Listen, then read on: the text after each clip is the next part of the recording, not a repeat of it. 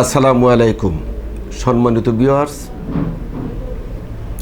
মা টেলিভিশনের মাধ্যমে যে যেখান থেকে দেখছেন, দূরে অথবা কাছে, দেশ অথবা প্রবাসে, বাংলা ভাষাভাষী সহ সবাইকে আমার পক্ষ থেকে, human rights watch trust of বাংলাদেশের পক্ষ থেকে সবাইকে অভিনন্দন জানাচ্ছি, ধন্যবাদ জানাচ্ছি। বিশেষ করে এই চ্যানেলটাকে আপনারা সাবস্ক্রাইব করে শেয়ার করেন এবং আপনাদের সুচিন্তিত মতামত প্রকাশ করেন। প্রিয় দর্শকবৃন্দ, আপনারা জানেন হাওড় অঞ্চলের দেশ সুনামগঞ্জ একটি ফসল, সেটা হল বুরু ফসল। ইতিমধ্যে অনেকাংশ তলিয়ে গেছে, ধান কাটার উপযুক্ত হয় না, তারপরে পানিতে তলিয়ে গেছে। উক্ত বিষয়ে সংসদে সাতেকের সংসদ সদস্য কলিমুদ্দিন মিলন সাহেব উত্থাপন করছেন। আমরা মাননীয় প্রধানমন্ত্রীর নিকট আশ্বাস পেয়েছি, উনি কৃষকদেরকে 3 মাসের সহায়তা করবেন। আমরা ধন্যবাদ জানাচ্ছি, আমরা কৃতজ্ঞতা তার কাছে। তবুও নিজের ফসল গড়ে তুলতে না পারার পিছনে কারণটা কি? যথেষ্ট হারভেস্ট মেশিন দেওয়া হচ্ছে না কেন? কৃষকের স্বল্পতা। আমরা জানেন যে প্রবল বৃষ্টিপাতে পাহাড়ি টলে আমাদের অঞ্চলটা নিমজ্জিত হয়ে যায় পানিতে।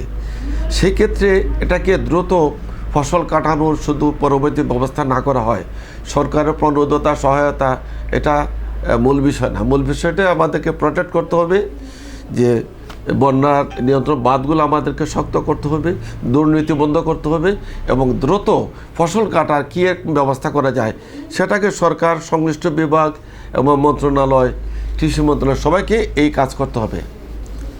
প্রিয় দর্শকবৃন্দ, আপনারা জানেন মা টেলিভিশনের কর্ণধার সম্রাট শাহজাহান অত্যন্ত চমৎকারভাবে এবং গুণগত মান দিয়ে তথ্যের ভিত্তিতে সুন্দর চমৎকারভাবে জনকল্যাণকর সংবাদ প্রচার করে, কাউকে হেয় প্রতিপন্ন করার জন্য না, কাউকে অপমান করার জন্য না। সেক্ষেত্রে আমরা এই মা টেলিভিশনের উত্তরোত্তর আমরা সমৃদ্ধি কামনা করছি। আমি যেহেতু সৈনিক, সেক্ষেত্রে একটা কথা বলবো, সেটা হচ্ছে আমরা গত কয়েকদিন আগে দেখতেছি আমাদের সংসদ সদস্য বীর মুক্তিযোদ্ধা অ্যাডভোকেট ফজলুর রহমান, উনি সংসদে দাঁড়িয়ে মুক্তিযোদ্ধা কথা বলেছেন। অত্যন্ত পছন্দনীয় কথা, এটা আমরা শতভাগ সমর্থন করি এবং ওনার সাথে সহমত পোষণ করি। ওনাকে অত্যন্ত লজিক, যৌক্তিক কথাবার্তা উনি বলেছেন, এটা কখনো ফেলে দেওয়ার মতো না। যারা এর বিরোধিতা করে তারা স্বাধীনতা বিরোধিতা করছে, তারা প্রত্যেকটা স্টেপে স্টেপে প্রতীয়মান হচ্ছে যে এরা বাংলাদেশ চায় না। তারই ধারাবাহিকতায় আমি একটা কথা বলবো, সেটা হচ্ছে আপনারা জানেন সিলেটের কৃতি সন্তান জেনারেল আতল গনি উসমানী সাহেব, উনি তৎকালীন কর্নেল রিটায়ারমেন্ট করছিল পাকিস্তান পিরিয়ডে। উনি 1971 সালে মহান স্বাধীনতা যুদ্ধে সংগ্রামে অংশগ্রহণ করেছিলেন এবং সেই নেতৃত্বের বলিষ্ঠ নেতৃত্ব এবং ওনার যে অসামান্য নেতৃত্বের সামরিক বিচক্ষণতার কৌশলে ছাড়া এই স্বাধীনতা অর্জন সম্ভব কিনা সেটা আপনারাই জানেন।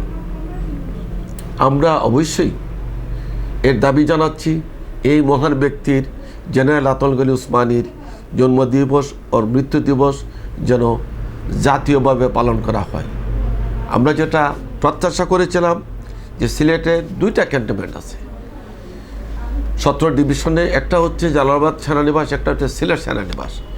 তা আমরা তখন থেকে দাবি করে আসছিলাম যে সিলেট সেনানিবাস স্থলে উসমানী সেনানিবাসটা নামকরণ করার জন্য। এটা আমাদের শুধু সিলেটে না, এটা সমগ্র বাংলাদেশের দাবি, সমগ্র মুক্তিযোদ্ধার দাবি এবং সচেতন মহলের দাবি। আমরা প্রত্যাশা রাখব এই জনগণের সরকার, বিএনপির সরকার, মুক্তিযোদ্ধার সরকার, যেহেতু একজন বীর মুক্তিযোদ্ধা ছিলেন শহীদ জিয়াউর রহমান সাহেব, ওনার নেতৃত্বে একটা সেক্টর কমান্ডার চলেছিল, ওনার সর্বাধিনায়ক ছিলেন জেনারেল আতল গনি উসমানী। সেই ক্ষেত্রে ওনার নামে এই জালালাবাদ সেনানিবাস ঠিক থাকবে। পরবর্তী যে সেনানিবাসটা হয়েছে এটা সিলেট সেনানিবাসের স্থলে সেটাকে জেনারেল আতল গনি উসমানী সেনানিবাস করাটা নামকরণ করার জন্য আমরা জোর দাবি জানাচ্ছি। আমাদের এই সিলেট আগমন উপলক্ষে মাননীয় প্রধানমন্ত্রী এবং তারেকুর রহমান সাহেবের কাছে আমাদের এই বিনোদনটা থাকবে। আমরা আশা করছি বাংলাদেশের স্বাধীনতার সার্বভৌমত্ব অর্জনকারী অত্যন্ত বিচক্ষণ রণকৌশল একজন যোদ্ধা বীর, একজন সর্বাধিনায়ক, তাকে স্মরণ করতে গিয়ে আমরা জাস্ট একটা ফুলের তুলা দিলাম। আমরা চাই তাকে আরও বাংলাদেশের বলিষ্ঠ, উনি সর্বাধিনায়ক ছিলেন, সকল সেক্টর কমান্ডারকে উনি চালিয়েছেন, সমগ্র বাংলাদেশের স্বাধীনতা সংগ্রামে গেরিলা যুদ্ধ উনি চালিয়েছেন। ওনার রণকৌশল যারা ছিলেন তাদেরকে আমরা খাটো করছি না, যারা সেক্টর কমান্ডার ছিলেন, একজন মেজর ছিলেন, ক্যাপ্টেন ছিলেন, তাদের চেয়ে অনেক গুণ, শতগুণ বেশি ছিল বিচক্ষণতা, রণকৌশল, বুদ্ধিমত্তা জেনারেল আতাউল গনি উসমানের। সেই ক্ষেত্রে আমাদের দাবি হচ্ছে জেনারেল আতাউল গনি উসমানী যেন এই বাংলাদেশের বুকে প্রত্যেকটা ঘরে ঘরে জানে, বই পুস্তকের জন্য তাদের ইতিহাস তারা লিখে দেয়। আমরা যেন আর কোনো অপব্যাখ্যা চাই না, মুক্তিযুদ্ধের সঠিক ইতিহাস তুলে ধরা হয়।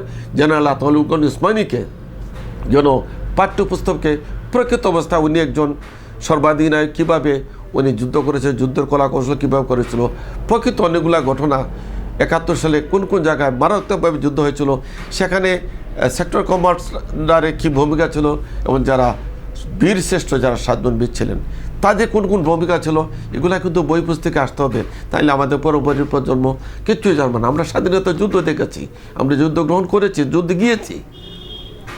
আমরা যুদ্ধ না গিয়ে অনেকে আমরা যুদ্ধ গিয়েছি, 70 জন যুদ্ধ করেছি মেজর মুতালিব স্যারের নেতৃত্বে, যেহেতু আমার বাবা নিয়ে আসছেন আমাকে চলে আসছি।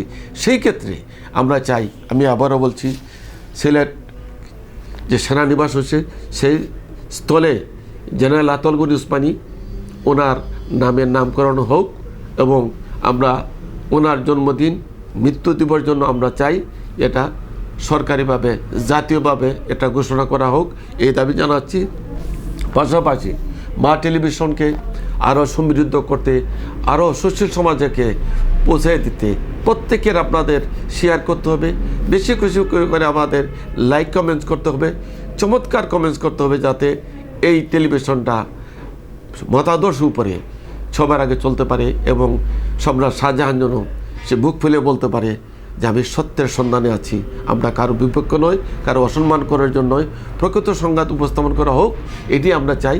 মা টেলিভিশনের সকল দর্শকবৃন্দুকে আবার অসংখ্য ধন্যবাদ জানাচ্ছি, কৃতজ্ঞতা জানাচ্ছি যারা ইতিমধ্যে শেয়ার করছেন, ইতিমধ্যে যারা সুন্দর সুন্দর মতামত দিয়েছেন, তাদেরকে প্রতি কৃতজ্ঞতা রাখে আমি দেলোয়ার খান সিলেটে বক্তব্য শেষ করছি। সবাই ভালো থাকবেন, সুস্থ থাকবেন। আসসালামু আলাইকুম রহমতুল্লাহি ওয়া বারাকাতুহু।